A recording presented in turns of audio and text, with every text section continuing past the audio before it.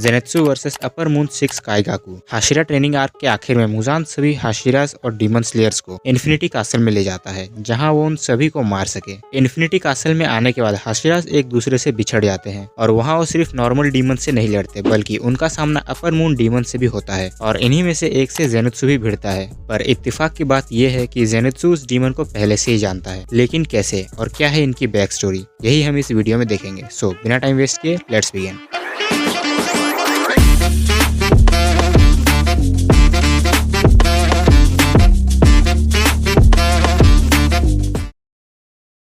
जेनेत्सु जो पहले काफी डरा हुआ रहता था, अब काफी सीरियस मूड में लग रहा है और वो एक डीमन से कहता है, मुझे पता है तुम वहाँ छुपे हुए हो, तो बाहर आओ। जहाँ वो डीमन ये कहते हुए बाहर आता है कि तुम्हें अपने सीनियर से इज्जत से बात करनी चाहिए। और हम देखते हैं वो एक अपर मून डीमन है जिसका नाम है काइगाकू, जिससे हमें ये तो पता चल जाता है कि जेनेत्सु और काइगाकू एक दूसरे को काफी अच्छे से जानते हैं। तभी काइगाकू जेनेत्सु से कहता है, उस जैसा कमजोर इंसान कभी एक हाशिरा नहीं बन सकता जो ब्रीदिंग स्टाइल में सिर्फ एक ही फॉर्म का यूज कर सकता है। जिसके रिप्लाई में जेनेत्सु काफी चौड़ में कहता है, तुमने डीमन बन के क्या उखाड़ लिया, तुम्हारी रैंक अपर मून डीमन में सबसे नीचे है, जो कि ग्योतारो के मरने के बाद वैसे भी खाली हो गई थी। जिससे काइगाकू शॉक हो जाता है, क्योंकि जो जेनेत्सु पहले सबसे डर डर के बात किया करता था, अब पूरी हिम्मत से बात कर रहा है। और जेनेत्सु गुस्से से काइगाकू से कहता है कि आखिर वो डीमन क्यों बना, उसके डीमन बनने की वजह से जिगोरो ने खुद को जान से मार दिया। फिर हमें उस लेटर के बारे में बताया जाता है जो जेनेत्सु को हाशिरा ट्रेनिंग आर्क के दौरान जिगोरो ने भेजा था, क्योंकि थंडर ब्रीदिंग के वेल्डर ने एक डीमन को पैदा किया है, इसलिए जिगोरो खुद को सजा देता है। वो चाहता तो अपना गला भी काट सकता था फॉर इजी डेथ,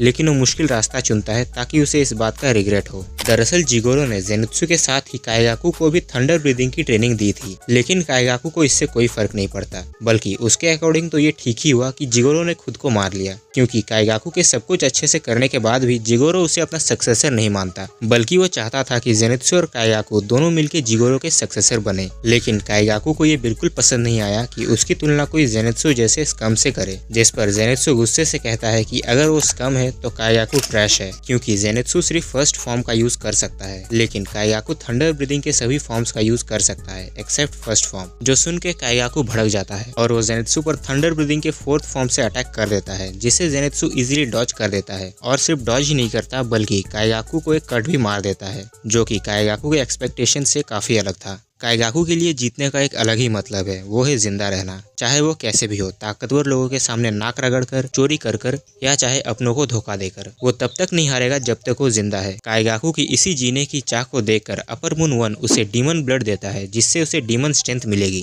किसी आम इंसान को डीमन में बदलने के लिए थोड़ा टाइम लगता है, लेकिन उनके जैसे जो ब्रीदिंग टेक्निक्स का यूज कर सकते हैं, उन्हें उतना टाइम नहीं लगेगा। कोकोशिबो जब खुद डीमन बना था तब उसे पूरे 3 दिन लगे थे डीमन बनने में, इसलिए अगर काइगाकू ने डीमन ब्लड का एक भी बूंद वेस्ट किया तो काइगाकू उसे तुरंत ही मार देगा, जिसके डर से काइगाकू सारा ब्लड पी लेता है, जिस वजह से वो अब नहीं मर सकता, लेकिन वो जेनेत्सु को जरूर मार देगा। जिसके बाद काइगाकू थंडर ब्रीदिंग के अलग अलग फॉर्म से जेनेत्सु पर अटैक करने लगता है। तो जेनेत्सु कहता है, उसने इतने लोगों को मार दिया तो क्या वो अब भी अच्छे और बुरे में फर्क नहीं समझा? जिस पर काइगाकू कहता है, जो लोग उसकी काबिलियत को समझते हैं वो अच्छे हैं और जो लोग उसे अंडर एस्टिमेट करते हैं वो बुरे हैं। जिसके बाद काइगाकू जेनेत्सु पर एक के बाद एक अटैक करता रहता है और आखिर में उसे इन्फिनिटी कासल से नीचे फेंक देता है। और काइगाकू जेनेत्सु से कहता है कि वो जेनेत्सु से काफी अलग है, वो स्पेशल है। फिर हमें दिखाया जाता है कि काइगाकू पहले से ही काफी एरोगेंट था, जिस वजह से जेनेत्सु और काइगाकू दोनों ही एक दूसरे से नफरत करते थे, लेकिन फिर भी जेनेत्सु उसकी रिस्पेक्ट करता था, क्योंकि पहले काइगाकू अपने गोल्स के लिए काफी हार्डवर्क करता था,